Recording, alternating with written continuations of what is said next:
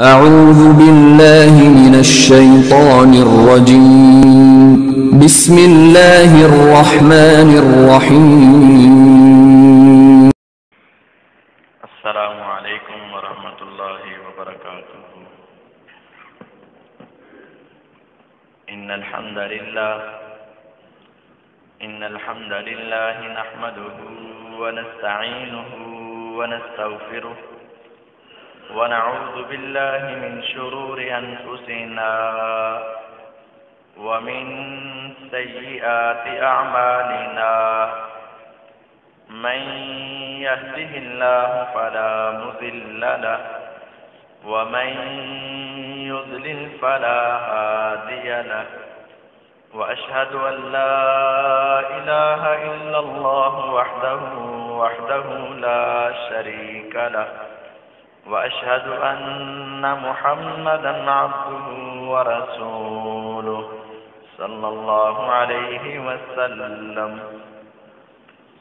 اللهم صل على محمد وعلى آل محمد كما صليت على إبراهيم وعلى آل إبراهيم إنك حميد مجيد. اللهم بارك على محمد وعلى آل محمد كما باركت على إبراهيم وعلى آل إبراهيم إنك حميد مجيد. أما بعد فإن خير الحديث كتاب الله وخير الهدي هدي محمد صلى الله عليه وسلم وشر الأمور محدثاتها وكل محدثة بدعة وكل بدعة ضلالة وكل ضلالة في النار. فأعوذ بالله السميع العليم من الشيطان الرجيم. بسم الله الرحمن الرحيم. يا أيها الناس اتقوا ربكم الذي خلقكم من نفس واحدة وخلق منها زوجها وبث منهما رجالا كثيرا ونساء واتقوا الله الذي تساءلون به والأرحام إن الله كان عليكم رقيبا. يا أيها الذين آمنوا اتقوا الله حق تقاته ولا تموتن إلا وأنتم مسلمون. يا أيها الذين آمنوا اتقوا الله وقولوا قولا سديدا يصلح لكم أعمالكم ويغفر لكم ذنوبكم ومن يطع الله ورسوله فقد فاز فوزا عظيما. وقال الله تبارك وتعالى في مقام آخر: إن الذين قالوا ربنا الله ثم استقاموا تتنزل عليهم الملائكة ألا تخافوا ولا تحزنوا وأبشروا بالجنة التي كنتم توعدون. نحن أولياؤكم في الحياة الدنيا وفي الآخرة ولكم فيها ما تشتهي أنفسكم ولكم فيها ما تدعون. وقال النبي صلى الله عليه وسلم: لن يزال عليك من الله حافظ ولن يقربك شيطان، أو كما قال النبي صلى الله عليه وسلم. ہر قسم کی حمد و ثنا، تعریفات، تقدیسات، تمجیدات و تحلیلات اللہ خالق کائنات مالک ارض و سما کے لیے ہے، اور درود و سلام نبی دو جہاں سرور کون و مکان احمد مجتبی حضرت محمد الرسول اللہ صلی اللہ علیہ وسلم کی ذات بابرکات کے لیے ہے۔ مختصر حمد و صلات کے بعد معزز سامعین کرام، آج کے اس خطبہ جمعۃ المبارک میں جو عنوان آپ حضرات کے گوش گزار کرنے کا ارادہ ہے، اس کا تعلق ہے کہ اعمال ایسے کہ جن کی وجہ سے اللہ کے فرشتے انسان کے اوپر اتر آئیں اور انسان کے قریب آ کر اس کے لیے دعائیں کرنا شروع کر دیں۔ اور یہ بات حقیقت ہے، دنیا کے اندر جیسا کہ ہم دیکھتے ہیں کہ اگر کسی کے گھر میں، کسی کی دکان پہ، کسی کے دفتر میں اور کسی کے کارخانہ میں کوئی دنیا کا بڑا شخص آ جائے یا دین کا بڑا عالم آ جائے تو انسان بڑا خوشی مناتا ہے، انسان خوش ہوتا ہے۔ دینی شخصیت آ رہی ہے، دنیاوی شخصیت آ رہی ہے، سماجی شخصیت آ رہی ہے، دنیا والوں کے ہاں جس کا مقام ہے وہ آئے تو یہ انسان بڑا خوش ہوتا ہے، اپنے دوست و احباب کو جمع کرتا ہے، رشتہ داروں کو بتاتا ہے، تعلق والوں کو بلاتا ہے اور ان کے پاس کھڑا ہو کے اپنی تصویریں اترواتا ہے اور اس کو یادگیری کے لیے اپنے گھروں میں سجاتا ہے، اور وہ انسان اس کے اوپر بڑا راضی ہوتا ہے۔ اور اگر کوئی بڑی شخصیت انسان سے ناراض ہو جائے، روٹھ جائے، اس کی خوشی غمی میں نہ آئے، اس کے گھر سے چلی جائے اور وہاں سے اپنا بسیرا چھوڑ دے تو اب یہ ناراض ہوتا ہے، اس کو منانے کی کوشش کرتا ہے، اس کو اپنے گھر میں لانے کے لیے ہیلے بہانے اور ان کے ساتھ دوبارہ صلح کے لیے ہر قسم کے وسائل اور ذرائع کو استعمال کرتا ہے۔ اور یہ بات دنیا کے ایک آدمی کے لیے، دنیا کے ایک انسان کے لیے انسان اتنی محنت کرتا ہے، اور جب وہ آئے تو پھر ہزاروں کا خرچہ بھی کرتا ہے اس کے کھانے پکانے کے لیے اور اس کے آنے جانے کے لیے، اس کے بیٹھنے کے لیے، اور اس کی خاطر کئی اور مہمانوں کے لیے ہزاروں روپیہ خرچ کرتا ہے۔ لیکن کیا قسمت ہے اور کیا مقام ہے اس آدمی کا کہ اگر وہ آدمی نیک اعمال کرے، پیسہ نہیں، روپیہ نہیں، اور اس کے لیے بہت زیادہ اخراجات کی ضرورت نہیں، صرف چند اعمال ایسے کر لے تو وہ اللہ تعالیٰ کا اتنا مقرب بن جاتا ہے، اللہ تعالیٰ اس کو VIP پروٹوکول دیتے ہیں اور آسمان سے اپنے فرشتوں کا نزول فرماتے ہیں، اور اس کے گھر میں آسمان کے فرشتوں کا نزول ہوتا ہے، اللہ کی رحمتوں کا نزول ہوتا ہے، اور وہ فرشتے آسمان سے آنے والے اس آدمی کے حق میں اپنی دعاؤں کو کھول دیتے ہیں اور اپنے اللہ سے التجائیں کرتے ہیں اور اللہ تعالیٰ سے مانگتے ہیں، پھر اللہ تعالیٰ ان کی دعاؤں کو قبول کر کے وہ مقام اور مرتبہ ان کو عطا فرماتے ہیں۔ وہ خوش قسمت افراد جن کے اعمال اللہ تعالیٰ کو اتنے پسند ہیں کہ اللہ تعالیٰ آسمان سے فرشتوں کا نزول کرتے ہیں۔ ہر آدمی کے لیے نہیں آتے اور ہر نیکی کرنے والے کے لیے بھی آسمان سے فرشتے نہیں آتے، خاص خاص اعمال ایسے ہیں کہ اللہ تعالیٰ اپنے فرشتوں کو آسمان سے نازل فرماتے ہیں۔ ان میں سے پہلا عمل جس کی وجہ سے آسمان سے فرشتے نازل ہوتے ہیں وہ ہے رات کے وقت باوضو ہو کر اپنے بستر پر لیٹنا۔ یہ عمل ایک معمولی سا عمل نظر آتا ہے اور عمل ایک چھوٹا سا عمل ہے، اور اس کے لیے محنت بھی نہیں، مشقت بھی نہیں، دقت بھی نہیں، اور اس کے اوپر اخراجات بھی نہیں، اس کے لیے زیادہ وقت درکار بھی نہیں، چند منٹوں کے اندر انسان یہ وضو بنا لیتا ہے، وضو کر لیتا ہے، اور اگر آدمی عشاء کا وضو قائم ہے یا اپنا نیا وضو بنا کر اپنے بستر کے اوپر آ جاتا ہے۔ نبی کریم صلی اللہ علیہ وسلم کا ارشاد عالی ہے، طہروا اجسادکم یطہرکم اللہ، اے میرے ماننے والو تم اپنے اجساد اور اپنے جسموں کو پاک کرو، باوضو رہو، اللہ تمہیں پاک بنا دے گا۔ ما من عبد یبیت طاہرا، جو آدمی رات کے وقت باوضو ہو کر اپنے بستر پر لیٹتا ہے، الا یبیت عند شعارہ ملک مقرب، تو اللہ تعالیٰ آسمان سے اپنا مقرب فرشتہ نازل فرماتے ہیں اور وہ اس کے چادر کے قریب آ کر لیٹ جاتا ہے۔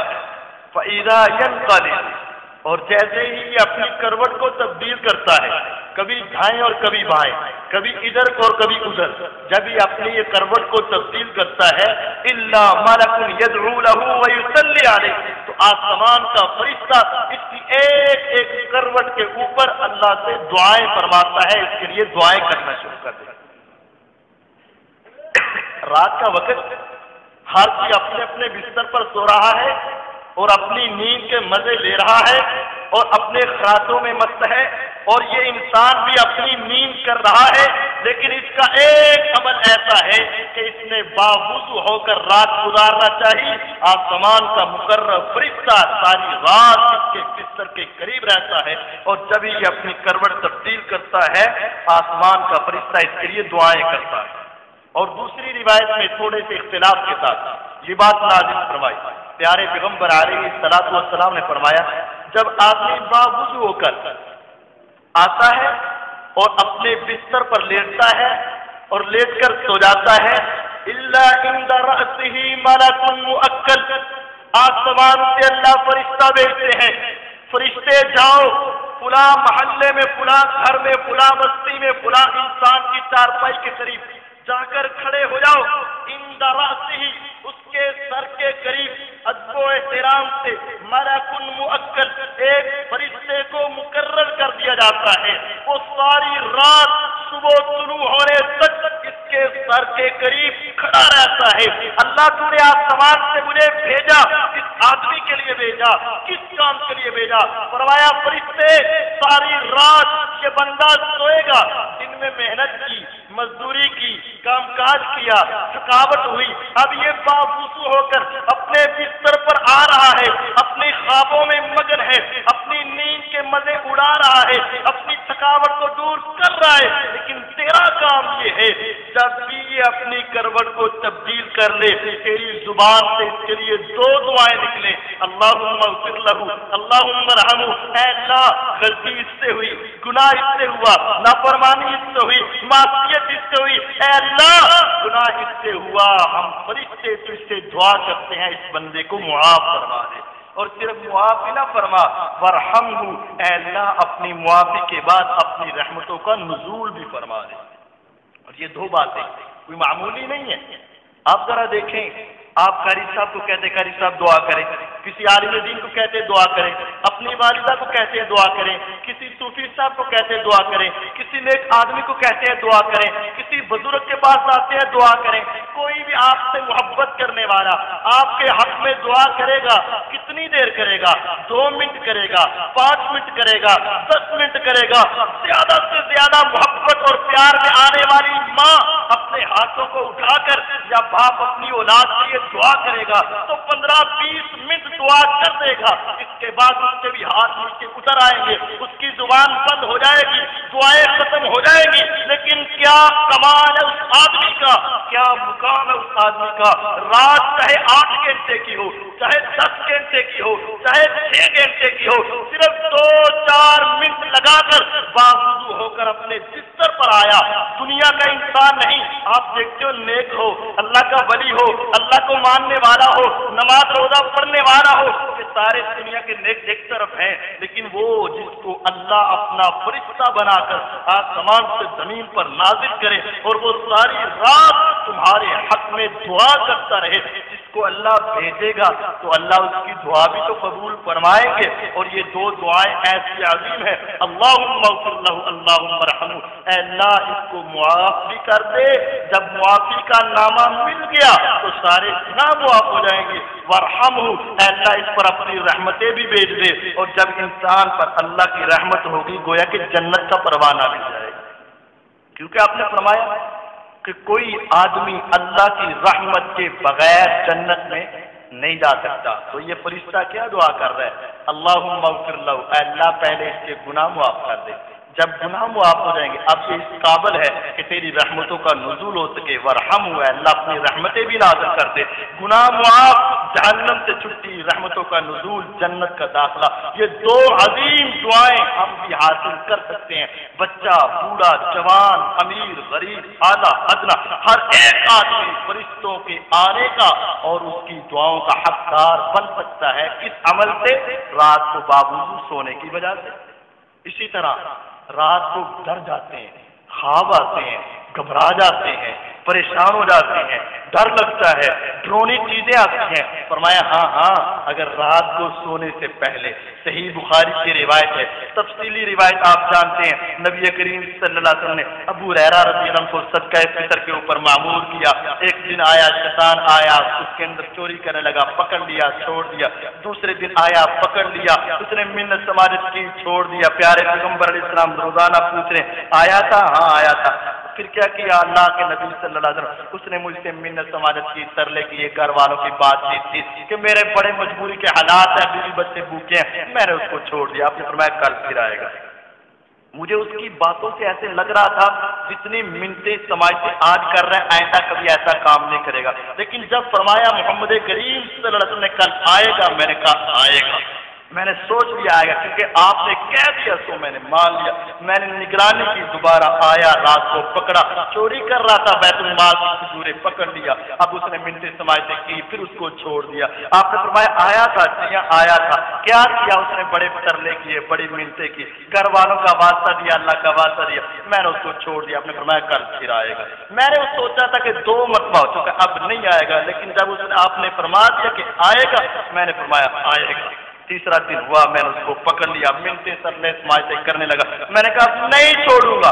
بات کیا تک پہنچی؟ اس نے کہا ایک بات بتاتا ہوں کہ اگر تو وہ کر لے، لن یزال علیک من اللہ حافظ ولن یقربک الشیطان، اگر کوئی آدمی رات کو سوتے وقت اپنے آپ پر آیت الکرسی پڑھ لے، اس کے سارے گھر کی، اہل خانہ کی، بیوی بچوں کی اور اس کے سارے گھر کے مال و دولت کی حفاظت کریے۔ لن یزال علیک من اللہ حافظ، آسمان سے ایک فرشتہ اترتا ہے جو ساری چیزوں کی حفاظت کرتا ہے۔ ولن یقربک الشیطان، شیطان تیرے قریب نہیں آئے گا۔ نبی کریم صلی اللہ علیہ وسلم کے پاس ابو ہریرہ رضی اللہ عنہ آئے، فرمایا ابو ہریرہ آیا تھا؟ یہاں آیا تھا۔ پھر کیا بنا؟ پکڑ لیا تھا، لانا تھا آپ کے پاس، لیکن منتیں ترلے سماجتیں کی، میں نے نہیں چھوڑا۔ تو پھر کیا ہوا؟ آقا اس نے کہا تجھے ایک بات بتاؤں، بات ایسی ہے کہ تجھے بڑا فائدہ ہوگا، لیکن شرط ہے کہ تو نے مجھے چھوڑنا ہے۔ میں نے کہا ٹھیک ہے، بات بتا۔ اس نے فرمایا تھا کہ اگر تو رات کو آیت الکرسی پڑھ لے تو وہ شیطان تیرے قریب نہیں آئے گا، آسمان سے فرشتہ نازل ہوگا، ساری رات تیری، تیرے گھر والوں کی، تیرے مال کی، تیری دولت کی، تیرے ساری چار دیواری کی حفاظت کرنے کے لیے فرشتے کا نزول ہوگا۔ فرمایا ہاں صادق کا بہو کذوب، بولا سچ ہے، ٹھیک کہا ہے، آیت الکرسی پڑھ کے تو وہ اللہ کی طرف سے فرشتے کا نزول اور تمہاری حفاظت ہوگی۔ بولا تو سچ ہے، وہ جھوٹا تھا۔ ابو ہریرہ جانتا ہے وہ کون تھا؟ نہیں آقا، محلے میں دیکھا تو کبھی نہیں ہے، مدینے کا تو نظر نہیں آتا۔ فرمایا ہاں انہ ابلیس، وہ ابلیس، وہ شیطان تھا جو 3 روز سے تیرے ساتھ آ جا رہا تھا۔ بولا سچ ہے لیکن تھا وہ جھوٹا۔ تو بات کیا سمجھ آئی؟ جو رات کو آیت الکرسی پڑھ کے سوئے گا، آسمان سے فرشتے کا نزول ہوگا اور ساری رات تمہاری حفاظت کرے گا، تمہارے اہل خانہ کی، تمہارے بچوں کی، تمہاری بیوی کی، تمہارے مال و دولت کی، تمہارے مال مویشی کی، ہر چیز کی حفاظت کریے۔ آسمان سے فرشتے کا نزول ہوگا۔ کیوں؟ صرف ایک آیت الکرسی جس کے اندر اللہ کی صفات کا تذکرہ ہے، پڑھنا تمہارا کام ہے، آسمان سے فرشتوں کو بھیجنا آسمان کے رب کا کام۔ یہ پہلا عمل، رات کو سوتے ہوئے آپ باوضو ہو کر سوئیں اور آیت الکرسی پڑھ کے سوئیں۔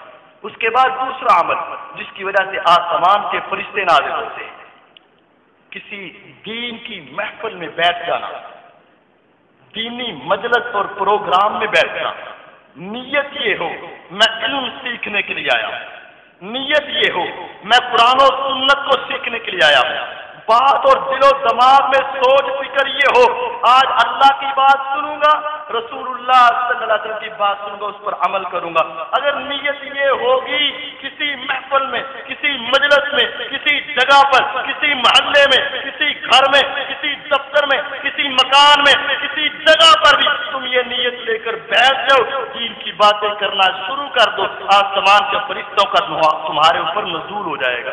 صحیح بخاری کی روایت ہے، پیارے پیغمبر علیہ السلام نے فرمایا ان للہ ملائکۃ یطوفون فی الطرق، دو فرشتے ہمارے دائیں بائیں ہیں، اس کے علاوہ اور بھی بڑے فرشتے ہیں، اللہ تعالیٰ نے ان کی الگ الگ ڈیوٹی لگا رکھی ہے، اور ایک پوری فوج اور پوری فورس اور ایک پورا لشکر اللہ تعالیٰ کا فرشتوں کا ایسے ہے، ان للہ ملائکۃ یطوفون فی الطرق، اللہ کے ایسے فرشتے ہیں جو سارے محلوں کا چکر لگاتے ہیں، یلتمسون اہل الذکر، وہ اہل ذکر کرنے والوں کی محفل اور مجلس کو تلاش کرتے ہیں۔ ذکر کرنے سے مراد قرآن کی بات، قرآن کی تلاوت، قرآن کا فہم، قرآن کا سمجھ، حدیث کی بات، حدیث کی سمجھ، حدیث کے بارے میں بحث کرنا، حدیث کے بارے میں سمجھنا اور سمجھانا اور حدیث کا درس دینا، یہ ہے یلتمسون اہل الذکر، وہ اہل ذکر کی مجلس کو تلاش کرتے ہیں۔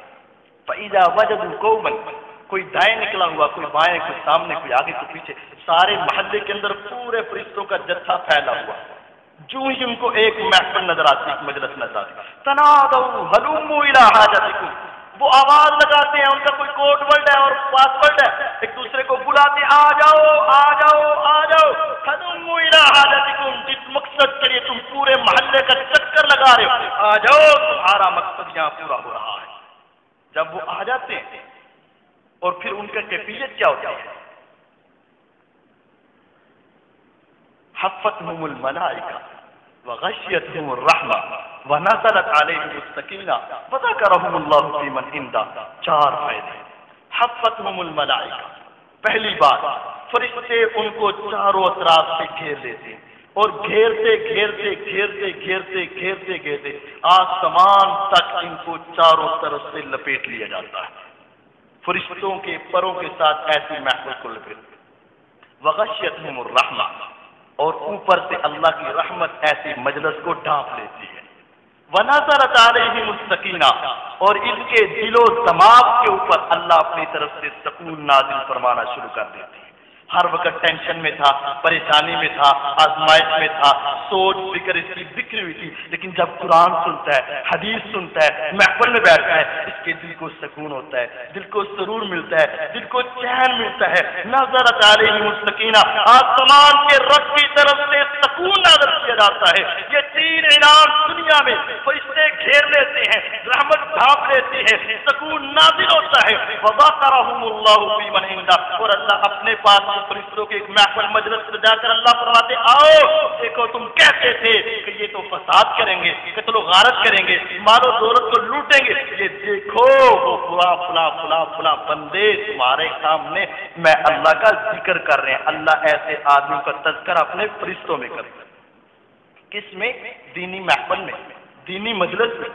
آج ہم ذرا سوچیں، کوئی ڈرامہ، کوئی فلم، کوئی میچ، کوئی کرکٹ، کوئی چیز ہو، ہر آدمی بھاگ کر وہاں پہنچنے کے لیے تیار، اور دو دو چار چار چھ گھنٹے کے لیے وہاں بیٹھتے ہیں، ایسے بیٹھتے ہیں، کبھی آنکھ نہیں جھپکتے، کہیں دائیں اور بائیں نہیں دیکھتے، اور پوری توجہ کے ساتھ، کبھی اتنی توجہ سے شاید عبادت نہ کی ہو، اتنی توجہ سے دنیا کے کاموں میں مصروف، لیکن اللہ کی رحمت کے فرشتے نہیں آتے، لیکن ایک محفل، ایک مجلس، ایک درس، ایک خطبہ، ایک مجلس ایسی ہو جائے جس میں قرآن و سنت کا تذکرہ ہو رہا ہو، آسمان کے فرشتے اس محفل میں اتر آتے ہیں، اس محفل میں بیٹھ جاتے ہیں۔ اس محفل میں بیٹھنے والوں کے لیے پھر اگلا حصہ، جب فرشتے گھیر لیتے ہیں، محفل ختم ہوتی ہے، فرشتے چلے جاتے ہیں، اللہ پوچھتے کہاں سے آئے ہو؟ اللہ کو علم تو ہے سارا، لیکن اللہ پھر پوچھتے کہاں سے آئے؟ ان کی عظمت، شان، رفت، بلندی کی وجہ سے فرماتے اللہ فلاں محلے سے فلاں جگہ پر کچھ لوگ بیٹھے تیرا ذکر کر رہے تھے، تیری یاد میں مصروف تھے، ہم وہاں سے آئے۔ اللہ فرماتے ہیں اچھا وہ کیا کہہ رہے تھے؟ یسبحونک ویکبرونک ویحمدونک ویمجدونک، اللہ تیری تسبیح، تیری تعریف، تیری بزرگی، تیری شان، تیری باتیں کر رہے تھے، دنیا کے ان کو باتیں نہیں تھی، صرف تیری بات، صرف تیری بات، صرف تیری بات۔ اچھا فماذا یسألون، وہ پھر مانگتے کیا تھے؟ جب کسی کی تعریف کی جاتی ہے تو پھر آگے سے کچھ سوال تو ہوتا ہے. فماذا یسألون، وہ مانگتے کیا تھے؟ اللہ یسألونک الجنہ، وہ تو اسے تیری جنت مانگتے تھے. ہر رأوہا، کیا جنت دیکھی ہے؟ لا یا رب، اے رب تیرے رب ہونے کی قسم انہوں نے تیری جنت نہیں دیکھی. فقال، اللہ تعالیٰ فرماتے ہیں وکیف لو رأوہا، اگر وہ دیکھ لیں اس کی نعمتیں، اس کے خارق خوبصورتیاں، اس کے اندر چلنے والے چشمے، آنے والی حوریں، ملنے والے محلات اور اس کے سارے سرسبز و شاداب باغات دیکھ لے. وکیف لو رأوہا، پھر ان کی کیفیت کیا ہو؟ دیکھ کر دل اور لڑکتا ہے، دل اور کرتا ہے، حیرت اور بڑھتی ہے. جب کسی چیز کو نہ دیکھا ہو تو تمنا کم ہوتی ہے، دیکھ لیا جائے تمنا بڑھ جاتی ہے. تو اس کو بتاؤ، اگر ان کی نگاہ ایک مرتبہ میں جنت کا نظارہ کر لے کیفیت کیا ہوگی؟ فیقولون کانوا اشد لک تسبیحا واکثر لک تمجیدا. اے اللہ اگر تیری جنت کا ایک نظر سے نظارہ کر لے پھر تو صبح شام دن رات کھانا پینا سب کچھ بھول جائے اور تیری تسبیح میں، تیری تعریف میں، تیرے ذکر میں لگے رہیں.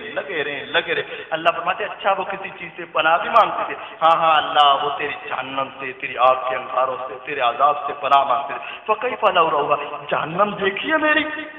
لا یا رب، اللہ ابھی تو جہنم دیکھی نہیں، سن رکھا ہے.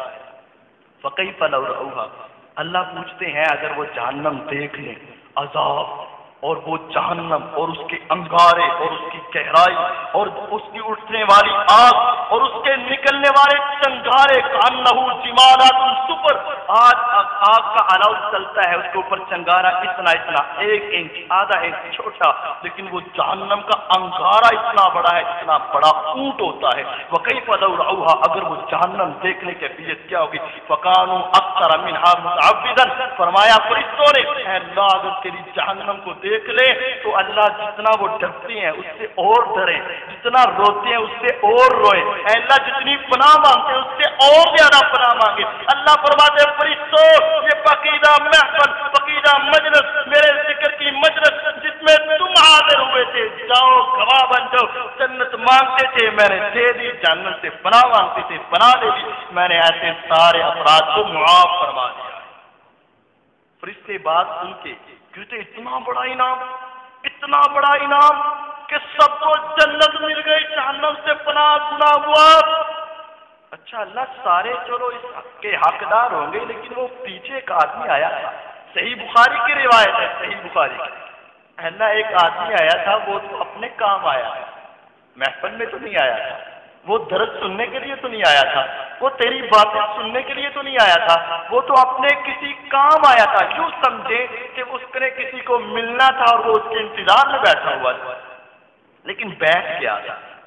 اللہ فرماتے ہیں ہم الجلساء لا یشقی بہم جلیسہم، میرے دین کی محفل، قرآن کی محفل، حدیث کی محفل، قرآن و سنت کا تذکرہ کرنے والی مجلس میں آنے والا چاہے مقصد لے کر آیا، چاہے کسی وجہ سے بحث ہو گیا تھا، یہ مجھے اتنے پیارے لگتے ہیں جو ان کے ساتھ بھی بیٹھ جائے میں اللہ ان کو بھی معاف فرما دیتا ہوں.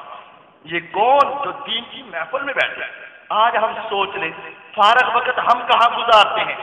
گلی کے کونے، گلی کی نکر کے اوپر، پھٹے کے اوپر محفل لگا کر، مجلس لگا کر، گانے سن کے، شعر سن کے، ٹپے سن کے اور طرح طرح کی باتیں کر کے اور اپنے ایمان کا بیڑا غرق کر کے ہم ہنستے کھیلتے ہوئے واپس آ جاتے ہیں. لیکن کاش آج مسلمان اس بات کو سمجھ لیتا کہ میری محفل لگے، میری مجلس لگے، 4 افراد بیٹھے، دین کی بات ہو، اللہ کی بات ہو، رسول اللہ صلی اللہ علیہ وسلم کی بات ہو، تو پھر آسمان کے فرشتوں کا نزول ہوگا، جنت ملے گی، جہنم سے پناہ ملے گی، اللہ سارے گناہوں کو معاف کر دے گا اور فرشتے اس کو گھیر لیں گے. کتنی پاکیزہ محفل. آج ہم صرف اپنے دل کو راضی کرنے کے لیے اتنی عظیم مجلس سے محروم ہو جاتے ہیں. تیسری بات جس کی وجہ سے آسمان کے فرشتوں کا نزول ہوتا ہے، اگر کوئی مسلمان کسی مسلمان بھائی کی عیادت کے لیے چلا جائے، اس کا پتہ لینے کے لیے چلا جائے، بیمار پرسی کے لیے چلا جائے، اور آج ہماری کیفیت تو یقیناً ایسے ہی ہے، ہمیں پتہ ہوتا ہے بیمار ہے، ہمارے پاس فرصت نہیں ہے، وقت نہیں ہے، ٹائم نہیں ہے، میرے پاس مصروفیات کافی ہیں.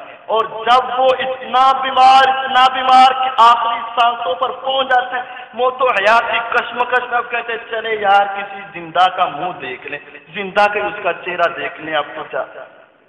لیکن صحابہ کرام نبی کریم صلی اللہ علیہ وسلم ایسا نہیں تھا. صحیح بخاری کی روایت ہے صحابہ کرام میں سے اگر کسی کی آنکھ بھی خراب ہو جاتی ہے نا، گرمیوں میں عموماً خراب ہوتی ہیں، نبی اکرم صلی اللہ علیہ وسلم اس کی بھی بیمار پرسی کے لیے چلے جایا کرتے تھے. اور بیمار پرسی کرنے والا مسند احمد کی روایت ہے، نبی کریم صلی اللہ علیہ وسلم نے فرمایا ما من مسلم یعود مسلما فی ای ساعت من نہار کان الا 70 ملکا یصلون علیہ فیستغفرون له. جو مسلمان کسی مسلمان کی عیادت کے لیے جاتا ہے، صبح ہو یا رات، کوئی بھی وقت ہو، اس کی عیادت کے لیے کیا، بیمار پرسی کے لیے کیا، اس کے گھر میں، اس کے مکان میں، ہسپتال میں یا کسی اور جگہ پر، حتیٰ کہ اگر مسجد میں آیا، مسجد میں بیمار پرسی، رستے میں مل گیا، رستے میں بیمار پرسی، کسی دکان پر مل گیا، وہاں اس کی بیمار پرسی. جو مسلمان کسی مسلمان کی دن کے کسی وقت میں یا رات کے کسی وقت میں بیمار پرسی کرتا ہے، الا 70,000 ملک، 70,000 فرشتے، 70,000 فرشتے اس وقت سے لے کر اگر صبح کو کی ہے تو شام تک، شام کو کی ہے تو صبح تک 70,000 فرشتے بیمار داری کرنے والے کے حق میں 70,000 فرشتے دعائیں شروع کر دیتے. 1 2 4 6 نہیں، 70,000 فرشتے بیمار پرسی کرنے والے کے حق میں، پتہ لینے والے کے حق میں، تیمارداری کرنے والے کے حق میں 70,000 فرشتے دعائیں کرتے ہیں. یہ کوئی معمولی بات نہیں ہے. نبی کریم صلی اللہ علیہ وسلم اسی لیے کثرت سے بیمار پرسی کے لیے جائے گا، اور صحابہ کرام ایک دوسرے کی بیمار پرسی کے لیے کثرت سے جائے گا. بہرحال چوتھا عمل جس کی وجہ سے ہم فرشتوں کا نزول ہمارے اوپر ہو سکتا ہے، وہ دین کی طلب کے لیے گھر سے نکلنا، دین پڑھنے کے لیے گھر سے نکلنا، دین سیکھنے کے لیے گھر سے نکلنا، دین سمجھنے کے لیے گھر سے نکلنا. اور یہ ہمارے ذہنوں میں دین کی اہمیت چونکہ کم ہو چکی ہے، اس وجہ سے بچہ بھی نکلتا ہے تو اسکول کے لیے، بڑا بھی نکلتا ہے تو اکیڈمی کے لیے، اس سے بڑا بھی پابندی کرتا ہے تو وہ اپنے دفتر اور کالج کے لیے. لیکن جب باری آتی ہے دین کی بات سمجھنے کے لیے، قرآن کا ترجمہ پڑھنے کے لیے، حدیث پڑھنے کے لیے، حدیث سمجھنے کے لیے اور حدیث کا فہم لینے کے لیے، اس وقت نہیں ہے، مصروفیات بڑی ہیں، ٹائم نہیں ہے، ہمارے حالات اجازت نہیں دیتے. لیکن یاد رکھو یہ اتنا عظیم عمل ہے. پیارے پیغمبر علیہ الصلوۃ والسلام نے فرمایا ان للہ ملکا ان اہل السماوات و اہل الارض، آسمان والے فرشتے اور زمین والی ساری مخلوقات، حتی النملۃ فی جحرھا وحتی الحیتان فی جوف الماء، حتیٰ کہ چھوٹی چھوٹی چونٹی جو اپنی بل کے اندر ہوتی ہے، حتیٰ کہ پانی کے اندر تیرنے والی مچھلیاں. ذرا غور کیجیے، آسمان کی ساری مخلوقات اور زمین کی ساری مخلوقات، اور زمین میں ایک مخلوق ایسی ہے جو سب سے چھوٹی شمار ہوتی ہے، چھوٹی سی چونٹی ہے جس کو دن کے وقت، دوپہر کے وقت، دوپہر کے وقت، رات کے وقت، کسی وقت بھی آپ دیکھو گے وہ سوئی ہوئی نظر نہیں آئے گی، بلکہ کیا ہے، اس چونٹی کو اپنے کھانے کی فکر ہے، اپنے پینے کی فکر ہے، دوڑ لگا رہی ہے، اپنے سے بڑی بڑی چیز کو اٹھا کر لے جا رہی ہے. جو اتنی مصروف ترین چونٹی اور وہ مچھلیاں جو پانی کی تہ کے اندر ہیں جن کا شمار ہی نہیں، فرمایا آسمان والے، زمین والے، ساری چونٹیاں، ساری مچھلیاں اور ساری مخلوقات اپنے ہاتھوں کو اٹھا اٹھا کر اس آدمی کے حق میں دعائیں کرتی ہے. لَيُصَلُّونَ عَلَى مُعَلِّمِ النَّاسِ الْخَيْرِ، جو اللہ کے راستے میں دین سیکھنے سکھانے کے لیے نکلتا ہے، یہ ساری مخلوقات اس کے حق میں دعائیں کرنا شروع کر دیتے ہیں. یہ کوئی معمولی بات ہے؟ ایک آدمی کسی کے حق میں دعا کرتا ہے، 2 آدمی دعا کرتے ہیں، 4 دعا کرتے ہیں، 6 دعا کرتے ہیں، 10، اور ہمارا کتنا ریلیشن ہوں گے، کتنے تعلقات ہوں گے، افراد لاکھ ہو جائیں گے، اس سے زیادہ ہمارے حق میں کون دعا کرے گا؟ اور لاکھ بھی کون کرتے، چہرہ سامنے آئے تو آپ اور جب چہرہ پھر جائے اور اس کی بدقسمتی آ جاتی ہے اور اس کے بارے میں غیبت چغلی ہمارے ہاتھ میں کیسے ہوتی ہے؟ لیکن کیا مقام ہے اس آدمی کا، کتنی شان ہے اس آدمی کی، آسمان کی ساری مخلوقیں، زمین کی ساری مخلوقیں، چونٹیاں اور یہ مچھلیاں بھی اس کے حق میں دعا کریں۔ اور اگلا جملہ وَإِنَّ الْمَلَائِكَةَ لَتَضَعُ أَجْنِحَتَهَا رِضًا لِطَالِبِ الْعِلْمِ، اور جب فرشتے دیکھتے ہیں کوئی شخص بڑا چھوٹا جب دین کو سیکھنے کے لیے، مسئلہ سمجھنے کے لیے، قرآن و سنت کے فہم کے لیے، کسی درس کے لیے، کسی ترجمے کی کلاس کے لیے، کسی حدیث کو پڑھنے پڑھانے کے لیے اپنے گھر سے نکلتا ہے، آسمان کے فرشتے ادب و احترام کی خاطر اپنے پروں کو اس کے سامنے جھکا دیتے ہیں۔ اب ذرا غور کریں، ایک آدمی گزر رہا ہوتا ہے، دائیں بھی کھڑے ہیں بائیں بھی کھڑے ہیں، اس کا پروٹوکول ہے اور اس کے سامنے درمیان سے گزر رہا ہے، یہ کون ہے؟ یہ بہت بڑا افسر ہے، یہ چیف ہے، اور یہ فلاں ہے اور یہ فلاں ہے، اور اس کے پروٹوکول کے لیے فرشتے کھڑے، افراد کھڑے ہیں۔ کتنے افراد کھڑے ہیں؟ 20 30 40 50 بس۔ لیکن اس آدمی کی عظمت کے کیا کہنے، وَإِنَّ الْمَلَائِكَةَ لَتَضَعُ أَجْنِحَتَهَا رِضًا لِطَالِبِ الْعِلْمِ، جو علم کو حاصل کرنے کے لیے نکلتا ہے، آسمان کے فرشتے اس کی رضا اور اس کو راضی کرنے کے لیے اپنے پروں کو جھکا کر اس کا احترام کرتے ہیں اور اس کو پروٹوکول دیتے ہیں۔ اسی طرح پانچویں بات جس کی وجہ سے آسمان کے فرشتے آدمی کے اوپر اترتے ہیں اور دعائیں کرتے ہیں، وہ ایک آدمی کسی کی عدم موجودگی میں اس کے حق میں دعا کرے، عدم موجودگی میں، یہ بہت بڑی بات ہے۔ عدم موجودگی کا مطلب یہ ہے جب وہ آپ کے سامنے نہیں ہے، آپ کے پاس نہیں ہے، آپ کے قریب نہیں ہے، اس وقت اس کے حق میں دعا کرنا، اور یہ ایمان کی نشانی ہے۔ اور منافقت کی نشانی جو ہمارے ہاں پائی جاتی ہے، جو سامنے آیا اس کے حق میں بڑی طریقے کی بڑی باتیں کی، آئیں بیٹھیں، کیا کھائیں گے، کیا پئیں گے، کیسے ایسے ایسے، اور جب اٹھ کر گیا 2-4 گالیاں دی، 3-4 تبرہ بولا اور اس کے بارے میں بڑی باتیں شروع کر دی۔ یہ ہماری کیفیت ہے آج، جو آ کر چلا جائے اس کی بدقسمتی آ جاتی ہے۔ لیکن فرمایا اگر کسی کی عدم موجودگی میں تم کسی کے حق میں دعا کرو گے، پھر آسمان کا فرشتہ اترے گا، آسمان سے فرشتہ آئے گا۔ دعوت المرء المسلم لاخیہ عند ظہر الغیب، ام درداء رضی اللہ عنہ فرماتی ہیں ابو درداء رضی اللہ عنہ گھر میں نہیں تھی، صفوان جو ان کے داماد ہیں گھر میں آئے، ابو درداء کا پوچھا، فرمایا وہ تو گھر میں نہیں، بازار کسی کام کے لیے گئے ہیں۔ اور ام درداء رضی اللہ عنہ پوچھتی ہیں مجھے معلوم ہوا ہے کہ آپ اس سال حج کرنے کے لیے جا رہے ہیں۔ جی ہاں، اللہ نے توفیق دی تو ضرور جائیں گے۔ فرمایا وہاں جا کر ہمارے حق میں بھی دعا کرنا، فَادْعُ لَنَا بِخَيْرٍ، ہمارے گھر میں خیر و برکت کی دعا کرنا۔ اور ساتھ یہ حدیث سنائی، سمعت رسول اللہ صلی اللہ علیہ وسلم، میں نے اپنے ان کانوں سے سرور کائنات کی زبان سے نکلنے والے انمول موتیوں کو سنا، فرما رہے تھے دعوت المرء المسلم لاخیہ عند ظہر الغیب، ایک آدمی جب موجود نہ ہو، اس کی عدم موجودگی میں جب کوئی مسلمان اس کے حق میں دعا کرتا ہے، عند راسہ ملک مؤکد، جب اس کے حق میں دعا کرنا شروع کرتا ہے، آسمان سے اللہ فرشتے کو نازل کرتے ہیں اور اس کے سر کے قریب کھڑا ہو جاتا ہے، اور جب یہ اس کے حق میں دعا کرتا ہے اللہ اس پر رحم کر دے، اس کو برکت دے دے، اس کے اوپر آسانیاں کر دے، پریشانیاں دور کر دے، آزمائشیں مٹا دے، قرضے دور کر دے، اس کے حلال دے دے، جو دعا کہ اس کے حق میں کرتا جاتا ہے، آ کر فرشتہ اس کے پاس کھڑا ہو کر اپنے ہاتھوں کو اٹھا کر کہتا جاتا ہے آمین وَلَكَ بِمِثْلٍ، آمین وَلَكَ بِمِثْلٍ، آمین وَلَكَ بِمِثْلٍ، اے اللہ میں تجھ سے التجا کرتا ہوں کہ جو دعا اپنے بھائی کے حق میں کر رہا ہے، اے اللہ اس کی دعا کو قبول کر کے اس کے بھائی کو بھی وہ عطا فرما، اور میں تجھ سے دعا کرتا ہوں اس کو بھی وہ ساری خوبیاں عطا فرما۔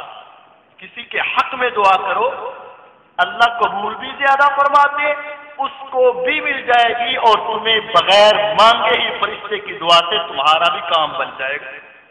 اور ہمارے استاد محترم یہ فرمایا کرتے تھے اگر کسی چیز کی مجھے ضرورت ہوتی ہے مجھے کوئی چیز چاہیے ہوتی ہے، مثال کے طور پر اولاد کی ضرورت ہے، روپے پیسے کی ضرورت ہے، اچھے کاروبار کی ضرورت ہے، میں اپنے سب دوستوں کے لیے وہ چیز مانگتا ہوں، وہ اللہ مجھے بغیر مانگے ہی عطا فرما دیتا ہے، کیونکہ میں اس کے حق میں مانگتا ہوں۔ فرشتہ میرے سر کے قریب آتا ہے، اس کو بھی اللہ عطا فرماتا ہے، اور اس کی دعا کی برکت کی وجہ سے اللہ مجھے بھی عطا فرما دیتے ہیں۔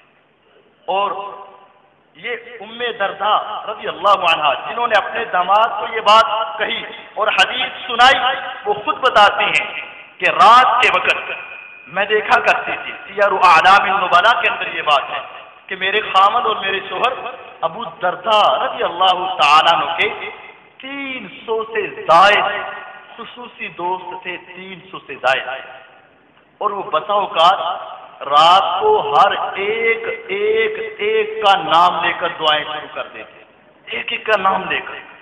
میں نے پوچھا آپ اتنا تکلف کیوں کرتے ہیں، آپ ہر ایک کا نام کیوں لیتے ہیں اور ہر ایک کے بارے میں دعائیں کیوں کرتے ہیں؟ آگے سے ابو درداء رضی اللہ عنہ فرمانے لگے افلا ارغب لدعاء الملائکۃ، اے ام درداء کیا تم سمجھتی نہیں ہے اگر میں ایک مرتبہ دعا کروں گا وہ آسمان کا فرشتہ میرے حق میں ایک مرتبہ دعا کرے گا، اور جب میں ایک کا الگ نام لے کر دعا کروں گا اتنی مرتبہ آسمان کا فرشتہ میرے حق میں بھی دعا کرے گا۔ 300 سے زائد کا نام لے کر اگر میں دعا کروں گا تو 300 مرتبہ آسمان کا فرشتہ میرے حق میں۔ یہ بہت انمول تحفہ، اپنے لیے دعا کروانی ہے، فرشتوں سے دعا کروانی ہے، اپنے حق میں، کسی مسلمان کے حق میں دعا کرو، اس کے خلاف نہیں۔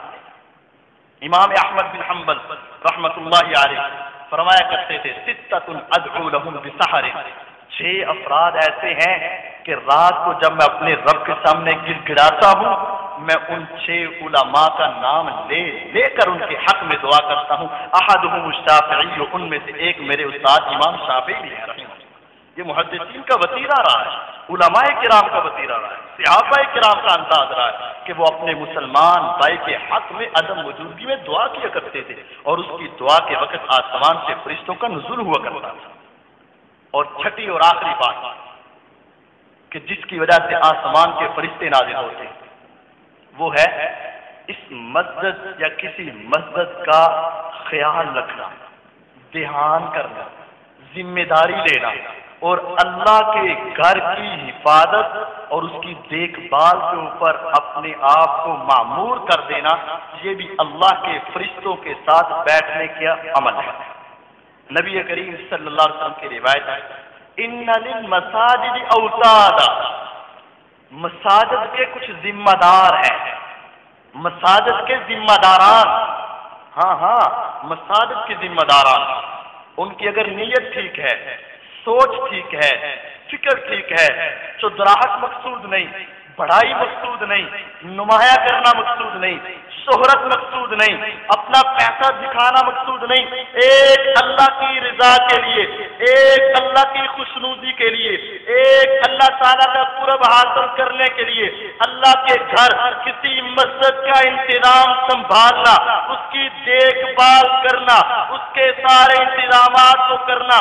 پیارے پیغمبر محمد الرسول اللہ صلی اللہ علیہ وسلم نے فرمایا اتنا عظیم عمل ہے، اتنا عظیم عمل ہے، اتنا عظیم عمل ہے، ان للمساجد اوتادا الملائکۃ جلساؤہم، کچھ لوگ ایسے ہیں جو مسجد کے ذمہ داران ہیں، اللہ کے آسمان کے فرشتے ایسے لوگوں کے پاس آ کر بیٹھا کرتے ہیں، فَإِذَا غَابُوا افتقدوا، جب وہ مسجد میں آتے ہیں فرشتے ان کے پاس بیٹھتے ہیں، اگر وہ کسی مجبوری سے، کسی ضرورت سے، کسی وجہ سے مسجد میں نہ آئے آسمان کے فرشتے ایسے آدمیوں کو تلاش کرتے رہتے ہیں۔ وَإِذَا غَابُوا افتقدوہم، جیسے ایک دوست دوسرے دوست کے نہ آنے کے اوپر پریشان ہوتے ہیں، تلاش کرتے ہیں، اس کے بارے میں پوچھتا ہے، وہ فرشتے آ کر ذمہ داران کو تلاش کرتے ہیں۔ وَإِن مَرِضُوا عَادُوهُمْ، اگر بیمار ہو جائے تو فرشتے آ کر ان کی بیمار ساری کرتے ہیں، اور اگر ان کو مدد کی ضرورت پڑے آسمان کے فرشتے ان کا تعاون فرماتے ہیں۔ کون؟ جو مسجد کا خیال کرنے والے، مسجد کے اوپر ذمہ داری ادا کرنے والے۔ فرمایا اذا رأيتم الرجل يتعاهد المسجد فاشهدوا له بالایمان، اگر تم کسی آدمی کو دیکھو کہ وہ مسجد کا بڑا دھیان کرتا ہے، مسجد کا بڑا خیال رکھتا ہے، مسجد کی بڑی ذمہ داری اپنے اوپر لگائی یا ادا کرتا ہے، فاشهدوا له بالایمان، تو تم اس کے حق میں ایمان کی گواہی دے دو، اللہ کی قسم وہ بندہ مومن ہے، مومن کے سوا مسجد کا خیال کوئی نہیں رکھتا۔ تو مسجد کی ذمہ داری، مسجد کا دھیان، مسجد کے سارے اعمال کو احسن طریقے سے سر انجام دینا بھی ایک آسمان کے فرشتوں کی محفل میں بیٹھنا ہے۔ الملائکۃ جلساؤہم، ایسے آدمی کے پاس آسمان کے فرشتے بیٹھتے ہیں، اگر مسجد میں آئیں تو قریب بیٹھتے ہیں، نہ آئیں تو ان کو تلاش کرتے ہیں، بیمار ہو جائے تو تیمارداری کرتے ہیں، اور اگر کسی وقت مدد کی تعاون کی پریشانی آئے تو ان کی مدد کے لیے تیار ہوتے ہیں اور ان کی مدد کرنے والے۔ تو یہ 6 اعمال جو آپ کو بتائے گئے ہیں یہ آسان سے اعمال ہیں، ہمیں کوشش کرنی چاہیے کہ ہم ان اعمال کے اوپر عمل پیرا ہوں اور آسمان کے فرشتوں کے مہمان بنانے والے ہوں اور ان کا ساتھ ملے، ان کی دعائیں ملیں اور اللہ تعالیٰ کے مقرب بن جائیں۔ اللہ رب العالمین عمل کرنے کی توفیق عطا فرمائے۔ وآخر دعوانا ان الحمد للہ رب العالمین۔ ان الحمد للہ نحمده ونستعینه ونستغفره ونعوذ بالله من شرور أنفسنا ومن سيئات أعمالنا، من يهده الله فلا مضل له ومن يضلل فلا هادي له، وأشهد أن لا إله إلا الله وحده لا شريك له، وأشهد أن محمدا عبده ورسوله صلى الله عليه وسلم۔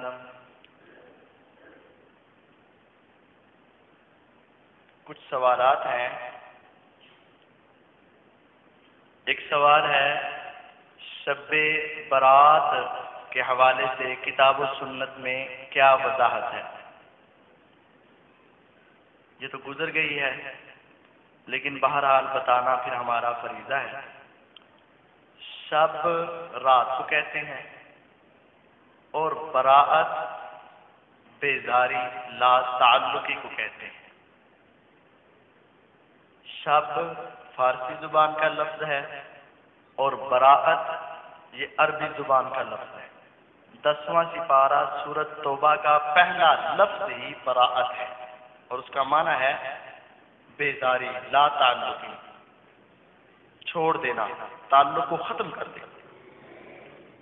کتاب و سنت میں، قرآن مجید میں اور حدیث مبارکہ میں کسی ایک صحیح سند کے ساتھ بھی اس رات کی عبادت یا اگلے دن کا روزہ رسول اکرم صلی اللہ علیہ وسلم سے ثابت نہیں، اور یہ بات میں برسر منبر کہہ رہا ہوں۔ اگر اس کے اندر کوئی غلط بات ہو تو قیامت کے روز میں مجرم ہوں، لیکن اگر آپ کو کوئی صحیح روایت ملے تو آپ لا کر مجھے بھی دکھائیں، اور اگر نہ مل سکے تو پھر باپ دادا کی سال ہا سال سے سنی بات کو چھوڑ دینا بھی ہمارے ایمان کا تقاضا ہے، اور یہ بات حقیقت ہے۔ سن ہم نے بہت کچھ رکھا ہے، پڑھ بھی بہت کچھ رکھا ہے، ٹی وی کے اوپر بھی آیا ہوگا، اخبارات کے اوپر بھی آیا ہوگا، لیکن بات یہ ہے ٹی وی ہو یا اخبارات، رسائل ہو یا جرائد، یہ جس کی لاٹھی اس کی بھینس ہے، جس کا زور چلتا ہے وہ چلا رہا ہے۔ کسی عالم دین کے پاس جائیں، کسی صحیح سند کے ساتھ، ہاں مجھے پتہ ہے کچھ روایات بیان کی جاتی ہیں، جامع ترمذی کے اندر روایت بیان کی جاتی ہے، لیکن اس کے آگے ہی لکھا ہوا ہے، اس کے اندر بتایا جاتا ہے اس رات کو اللہ تعالیٰ آسمان دنیا پر آتے ہیں، جھانکتے ہیں، اور اللہ تعالیٰ بے شمار کلب قبیلے کی بکریوں کے اوپر جتنے بال ہیں اتنے بندوں کو اللہ تعالیٰ معاف فرما دیتے ہیں۔ یہ روایت بیان کی جاتی ہے، لیکن اس کے آگے ہی لکھا ہوا ہے اس کو بیان کرنے والا ایسا راوی ہے جو عموماً نبی کریم صلی اللہ علیہ وسلم کا نام لے کر جھوٹ بول جایا کرتا تھا۔ تو جو جھوٹا آدمی ہو اس کی روایت قابل قبول نہیں۔ ہم جھوٹے دین پر عمل نہیں کرنے والے، ہمارا دین سچا دین ہے، ہمارا دین سچا دین ہے، ہمارا قرآن سچا قرآن ہے، اور محمد الرسول اللہ صلی اللہ علیہ وسلم کی بات سب سے سچی بات ہے۔ ہم جھوٹے آدمی کی بات کے پیچھے لگنے کے قائل نہیں ہیں. کوئی بھی بات چاہے معاشرے میں کتنی بھی آیات کیوں نہ ہو جائے، عام کیوں نہ ہو جائے، اکثریت اس کے اوپر عمل پیرا کیوں نہ ہو، لیکن جو بات قرآن و سنت سے ثابت نہیں، ہم اس کے اوپر عمل پیرا نہیں ہو سکتے. شاید تو یہ سمجھے کہ وہ نیکی کر رہے ہیں، عبادت ہی کر رہے ہیں، روزہ کوئی بری بات نہیں ہے، رات کا قیام کوئی بری بات نہیں ہے. ہاں میں بھی کہتا ہوں بری بات نہیں ہے، لیکن عبادت کا طریقہ اور طریقہ ہم نے سیکھنا ہے محمد الرسول اللہ صلی اللہ علیہ وسلم سے. آپ اسی بات کو ذرا دیکھیں، اگر کوئی ہمارا رشتہ دار فوت ہو جاتا ہے اور ایک عالم دین آئے اور کہے میں جنازہ اس طریقے سے پڑھاؤں گا، میں نے حدیث میں پڑھا ہوا ہے کہ سجدے کے اندر آدمی اللہ کے سب سے زیادہ قریب ہوتا ہے کہ نہیں ہوتا؟ یقیناً ہوتا ہے. تو کہے آج جنازے کے اندر میں رکوع بھی کرواؤں گا، سجدہ بھی کرواؤں گا، جنازے کی نماز میں رکوع بھی کرواؤں گا اور سجدہ بھی کرواؤں گا. ہم کہیں گے نہیں، ہم ایسا جنازہ پڑھنے کے لیے تیار نہیں. وہ کہے گا رکوع کوئی بری بات تو نہیں ہے، سجدہ کوئی بری بات تو نہیں ہے. ہم کہیں گے ہاں ہم سجدے کے منکر نہیں، رکوع کے منکر نہیں، تشہد کے منکر نہیں. اللہ کی عبادت ضرور ہے، لیکن جنازہ پڑھانے کا طریقہ محمد الرسول اللہ صلی اللہ علیہ وسلم نے جو بتایا ہے اس میں رکوع سجدہ نہیں، ہم رکوع سجدہ نہیں کریں گے. تو ایسے ہی یہ ہے کہ جو دین، جو عبادت محمد الرسول اللہ صلی اللہ علیہ وسلم نے دی ہے، اس کے اندر اس خاص رات کی عبادت اور خاص دن کا روزہ نبی کریم صلی اللہ علیہ وسلم سے ثابت نہیں. آپ نے ساری زندگی میں سے کوئی ایک مرتبہ بھی اس رات کو خصوصی طور پر عبادت نہیں. جیسے ہم عبادت کرتے تھے، آپ روزانہ تہجد پڑھتے تھے، یہ بھی دن آ جاتا تھا، آپ اکثر روزے رکھتے تھے، یہ بھی دن آ جاتا تھا، لیکن خاص کرنا جیسے ہمارے یہاں مساجد سجا لو، گھروں کو سجا لو، پٹاخے چلا لو، شور شرابہ کر لو اور رات کا صرف قیام کر لو، دن کا روزہ رکھ لو، اور ایسے جو باتیں ہیں قرآن و حدیث میں اس کا قطعاً کوئی وجود نہیں، کوئی وجود نہیں. بہرحال اگر کسی کو یہ بات مزید تفصیلات کے ساتھ چاہیے تو وہ نماز کے بعد مجھ سے رابطہ کر سکتے ہیں. دوسرا سوال ہے سفید بالوں کو رنگنا مرد اور عورت کے لیے شرعی حیثیت کیا ہے؟ سفید بالوں کو رنگنا اللہ کے نبی صلی اللہ علیہ وسلم نے حکم دیا ہے، ترغیب دلائی ہے. پیارے پیغمبر علیہ الصلوۃ والسلام کے صحابی ابو بکر صدیق رضی اللہ عنہ یہ تو سب سے پہلے مسلمان ہوئے تھے، لیکن ان کے والد محترم ابو قحافہ ان کا نام ہے، فتح مکہ کے بعد مسلمان ہوئے ہیں. فتح مکہ کے بعد یعنی نبی کریم صلی اللہ علیہ وسلم کی 13 سال مکے میں اور 8 سال مدینے میں، 19 سال کے بعد مسلمان ہوئے. اور اس کے بعد جب آپ کو لایا گیا نا، اتنے برے تھے کہ اٹھا کر لایا گیا، اٹھا کر ابو بکر صدیق رضی اللہ عنہ لے کر آیا، اور داڑھی کے اور سر کے بال بالکل سفید ہے.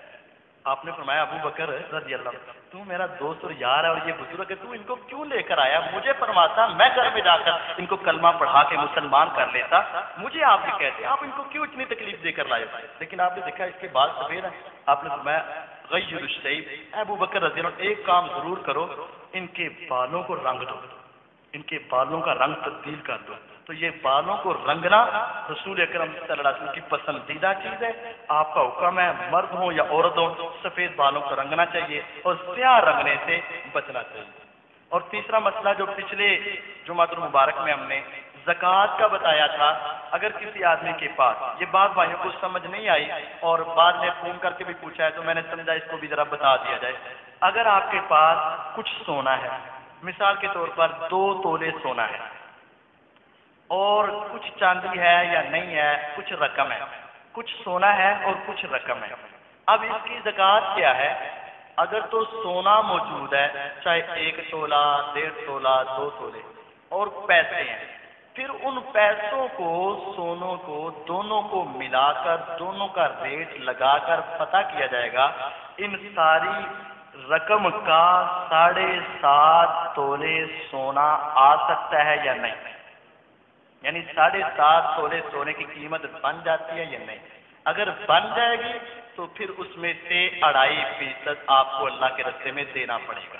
اگر وہ پیسے اور آپ کا وہ سونا ملا کر 7.5 تولے نہیں بنتا تو پھر اس کے اوپر زکوٰۃ فرض نہیں. اور اگر سونا ہے ہی نہیں، صرف پیسے ہی پیسے ہیں، 2 لاکھ روپیہ، 3 لاکھ روپیہ، 1 لاکھ روپیہ، 50,000 روپے، ایک قسم ہے، صرف پیسہ ہی ہے، سونا نہیں ہے۔ تو اب اس کو 1 سال گزر چکا ہے، تو اب آپ کے پاس چونکہ سونا نہیں ہے، آپ ان پیسوں کو چاندی کے اوپر بھی اپلائی کر سکتے ہیں، سونے کے اوپر بھی۔ تو جس کے نصاب کے برابر پیسے پہنچ گئے، 52 تولے چاندی اگر اتنے پیسوں کی آ سکتی ہے تو تب بھی آپ کو زکوٰۃ دینی پڑے گی، اور اگر 7.5 تولے آ سکتے ہیں تو اس کے مطابق بھی دینی پڑے گی۔ مثال کے طور پر 1 لاکھ روپیہ کسی کے پاس نا، اس کا 7.5 تولے سونا تو نہیں آئے گا، لیکن 1 لاکھ روپے کی 52 تولے چاندی تو آ سکتی ہے۔ تو اس آدمی کو پھر اتنے پیسے میں سے چاندی کے حساب لگا کر جب 52 تولے سے اوپر چلے جائیں گے تو پھر اس میں سے 2.5% یعنی لاکھ میں سے 2,500 روپے آپ کو اللہ کے راستے میں دینا پڑے گا۔ یہ زکوٰۃ کا مسئلہ جو کافی بھائیوں کی الجھن میں تھا ہم نے بتا دیا ہے۔ اس کے علاوہ کوئی بات نہیں ہو تو آپ جمعے کے بعد بالتفصیل پوچھ سکتے ہیں، سن سکتے ہیں۔ اللہ رب العالمین ہمیں کتاب و سنت کے مطابق عمل کرنے کی توفیق عطا فرمائے۔ ان اللہ یامر بالعدل والاحسان وایتاء ذی القربى وینہی عن الفحشاء والمنکر والبغی یعظکم لعلکم تذکرون۔ ربنا آتنا فی الدنیا حسنہ وفی الآخرۃ حسنۃ وقنا عذاب النار۔ ربنا ظلمنا انفسنا وان لم تغفر لنا وترحمنا لنكونن من الخاسرین۔ اللهم اذهب الباس رب الناس واشف انت الشافي لا شفاء الا شفاؤك شفاء لا يغادر سقما۔ سبحان ربك رب العزة عما يصفون وسلام على المرسلين والحمد لله رب العالمين۔